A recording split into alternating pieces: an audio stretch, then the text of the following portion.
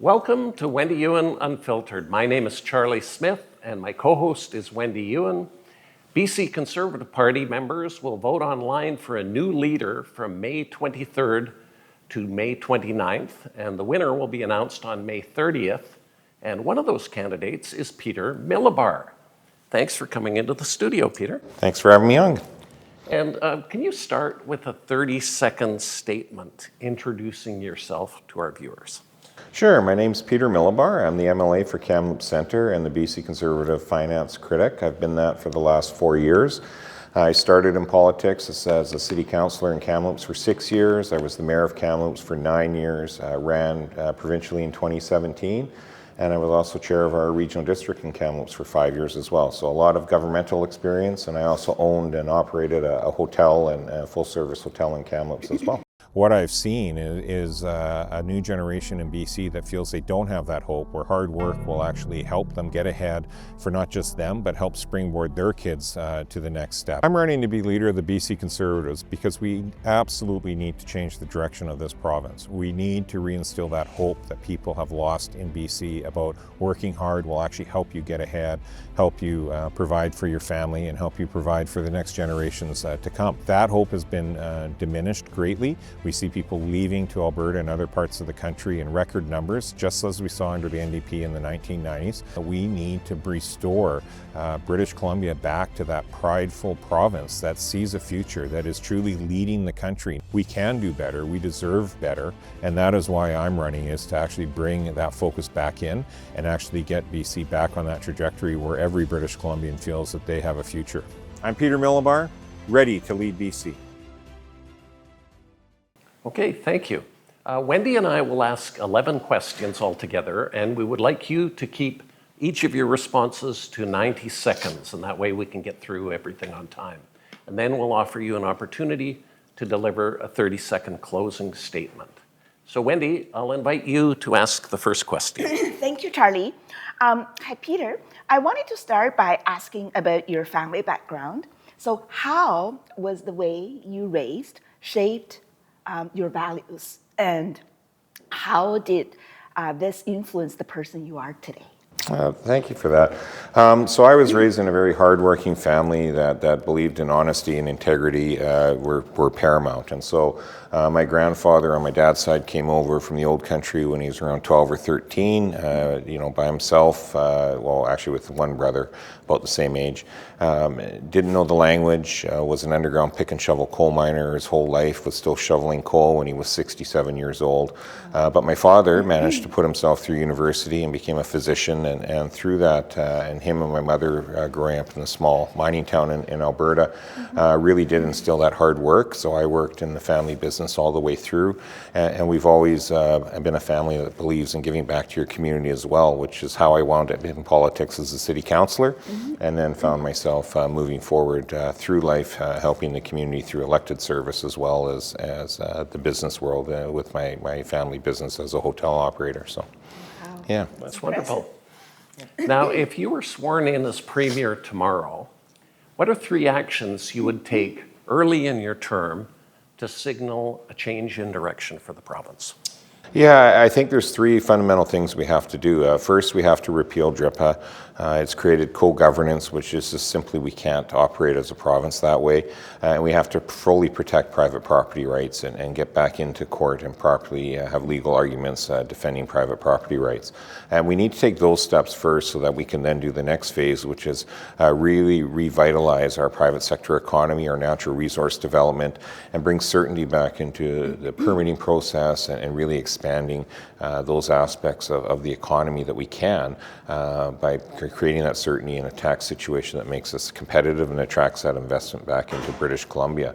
And then we also have to, because it's such a huge hurdle, really start to aggressively tackle healthcare and the challenges that we see within healthcare to make sure that those fundamentals that people rely on, the economy and healthcare and your private property, are fully protected and improved as quickly as possible. So, Peter, we all know that you're the finance critics for the opposition. As you know, British Columbians worry about the state of the public finances in BC. So BC's credit rating has been downgraded 5 times in 4 years. And the province is facing a $12 billion deficit. So if and when you get elected as the premier, what would you do to restore BC's reputation for fiscal stability? Thank you.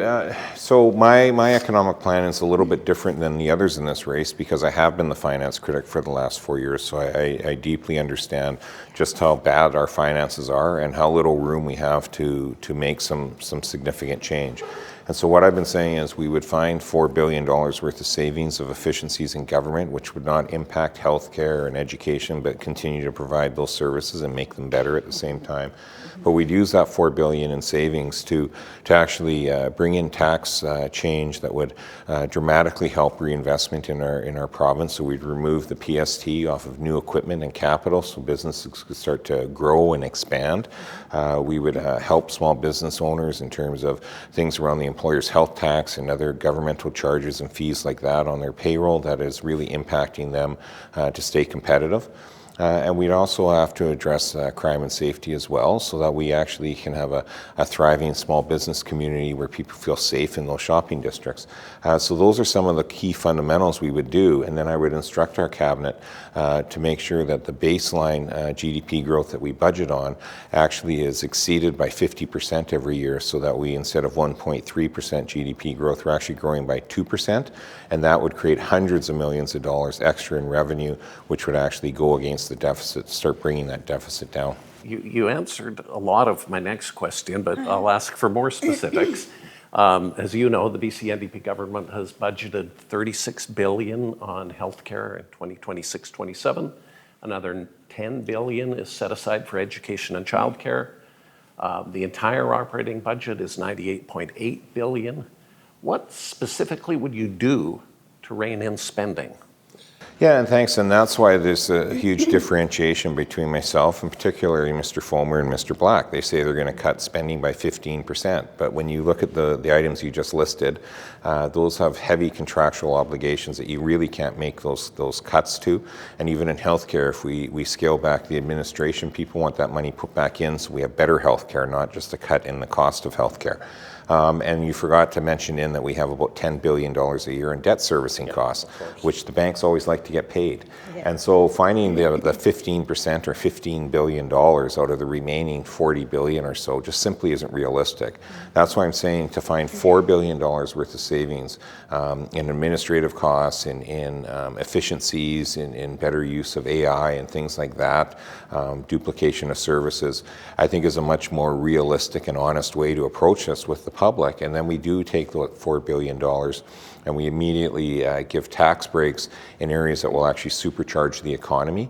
Not just certain tax breaks you can do and we can all afford an extra cup of coffee a day, but it doesn't really move the needle on the economy. Or we can really get our job creators invigorated with those tax breaks and do some other tax breaks for people in their everyday lives as well with the remainder of that $4 billion envelope. So we're not making our deficit any worse, but we're actually growing the economy to actually start bringing the deficit down. Mm-hmm. While talking about taxes, so the next question has everything to do with taxes.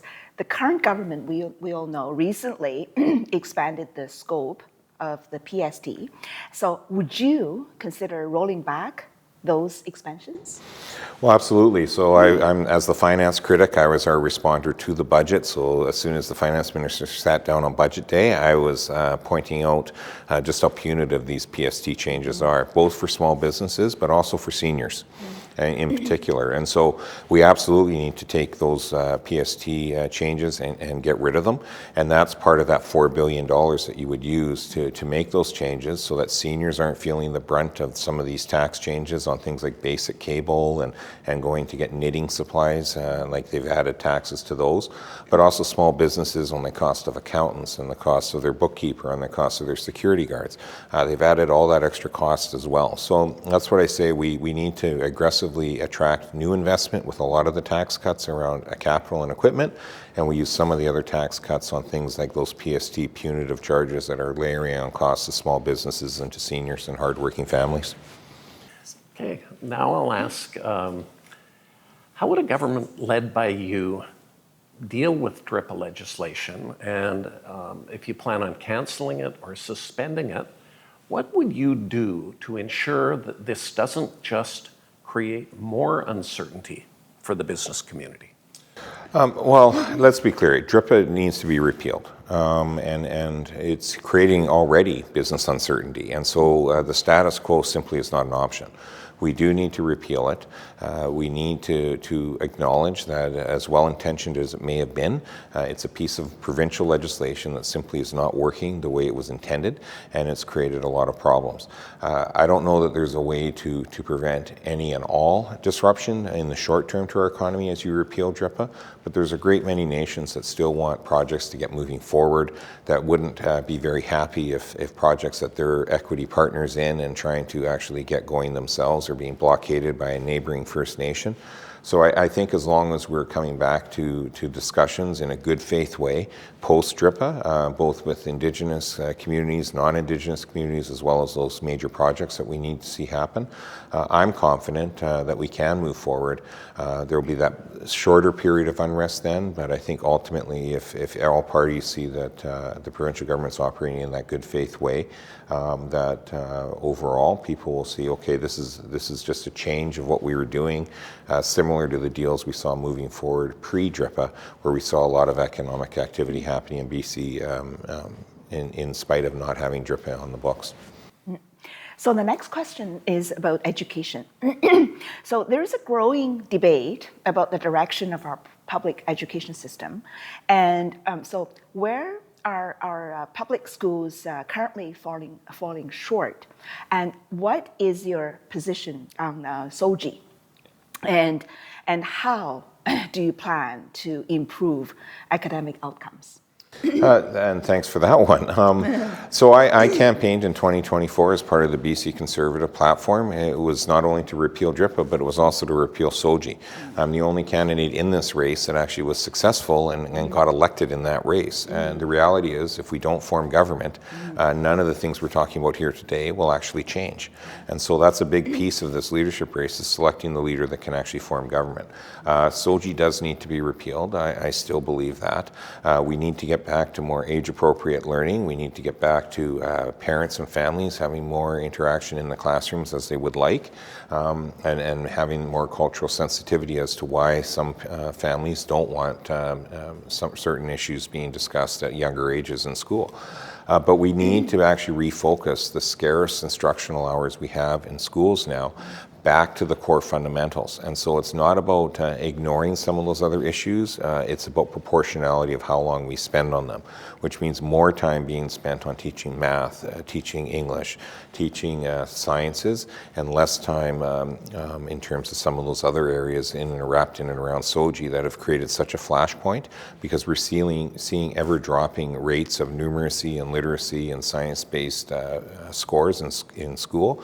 We need to get back to focusing those instructional hours to those core fundamentals for the betterment of our children. Okay, Peter, as you know, the federal government controls the criminal code. It also appoints the Superior Court justices. So in light of this, what can you do, if elected as the Premier, to enhance public safety in BC? Well, we can do a lot.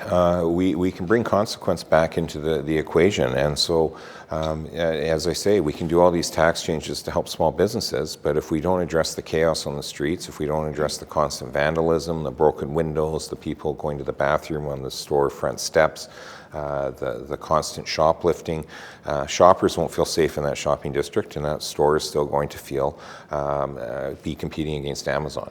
And so what we need to do to bring consequence back into the system is we need to hire more Crown prosecutors. We need more judges so we can push people through the system and actually lay charges and have the capacity in the court system to deal with them. We have to consider and look at how we let police lay charges in British Columbia like they do in other provinces as well. And then we have to aggressively work with the federal government and push them for sentencing change on the more serious violent crimes as well. So we see better sentencing around those parameters. Because if we don't deal with this in that way, we're just going to keep seeing the situation spiral more and more out of control in all of our shopping districts, all of our small boutique areas. And that's to the detriment of our overall economy and our overall quality of life within all communities. The BC NDP has won 2 consecutive majority government by expanding its appeal in the suburbs. How will you unite the factions of the Conservative movement with suburban swing voters so that you can win in the next general election? Yeah, and that's a great question that comes up a lot in this leadership race, and that's why I say this leadership race isn't just about picking a leader for our party, it's about picking somebody that can actually win the general election, or we will not and be able to affect the change we want to see in British Columbia. There's been 3 separate polls done 1 month apart. All 3 have asked the broader public, who do you think could best defeat the NDP? And I've been up on top of all those polls. And so I think what we're seeing is I've been consistent with my message around focusing on repealing DRIPA, private property rights, better resource sector development and private sector development, getting our economy under control, better educational outcomes, better healthcare outcomes, better crime and safety. And I've been focusing in on that the whole time, and I think it's resonating through in the Lower Mainland, in the suburbs, on the island, where we need to pick up those seats. I also think, I'm the only one in this race with a seat in the legislature, which seems to matter to people. And I'm also the only one that's from the interior. So coming from Kamloops, I understand the resource sector and how important it is to our overall economy. But I also understand, the professional services and university type tech sector economy that is so important to the Lower Mainland. And I think that message is shining through. I liken it to interior pragmatism and common sense. And we did pretty well as a province when we had WAC and Bill Bennett out of Kelowna apply that in the Premier's office to the BC economy. And I think people are starting to realize maybe it's time we have a bit more of that interior pragmatism and common sense back in the Premier's office once again. Okay, thank you very much. How would you strike a balance between making residents feel safe in the communities while simultaneously providing meaningful support for those struggling with mental health and addiction, and those who genuinely need help? I think we have to do a couple of things. And as an MLA, I can tell you over the 9 years I've been an MLA, we hear from a lot of people that are trying to get access to treatment and recovery for a loved one that is in the early stages of addiction. And they get told, well, you have to wait 4 months or you have to wait 6 months. And that person doesn't phone back again then. And they start to head down a very dangerous road of addiction. And so what we need to do is have a lot of voluntary treatment accessible for those people that are in the very early stages. Maybe they got hurt at work and developed a painkiller addiction, and now they're trying to deal with that with other street drugs.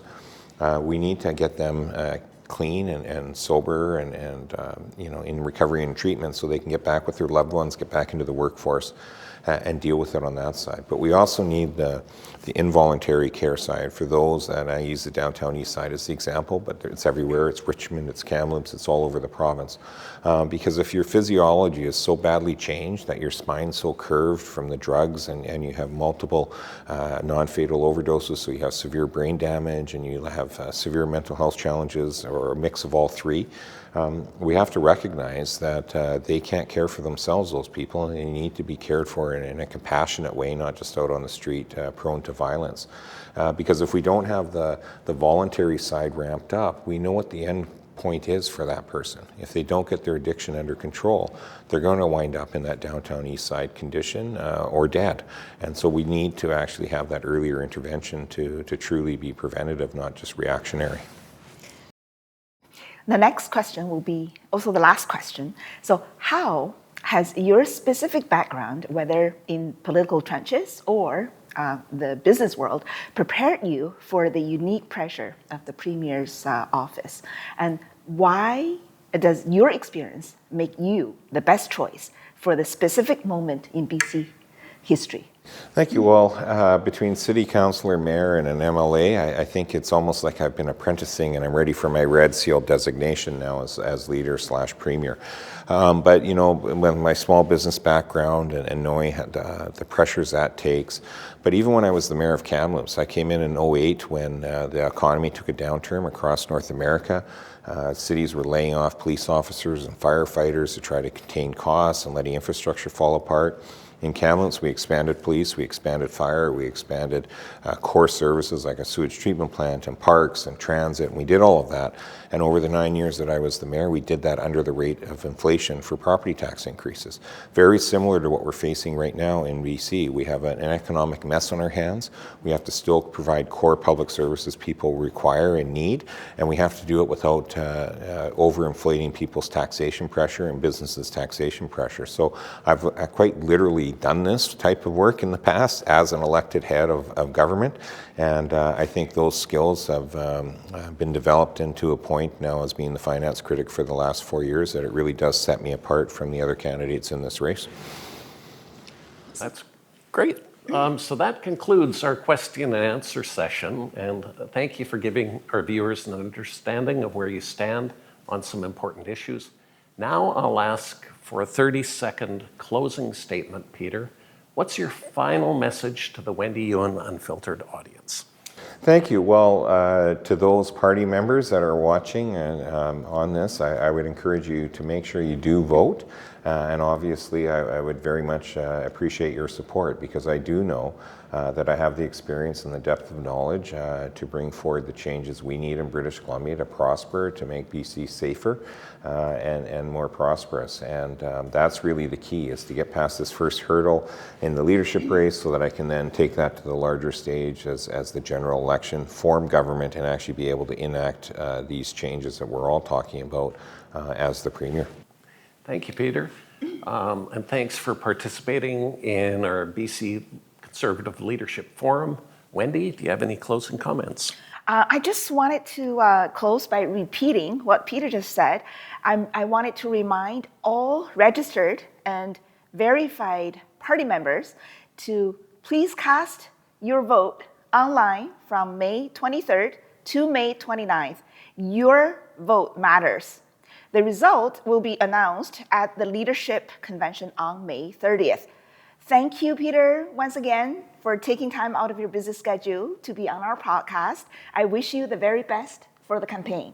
Thank you so much, Wendy, and Charlie, for having me on. Okay, if you like what you see on Wendy Yuan Unfiltered, subscribe to the podcast and tell your friends. You can also follow this podcast on social media channels listed below. I hope you can join us for our next episode. Until then, take care.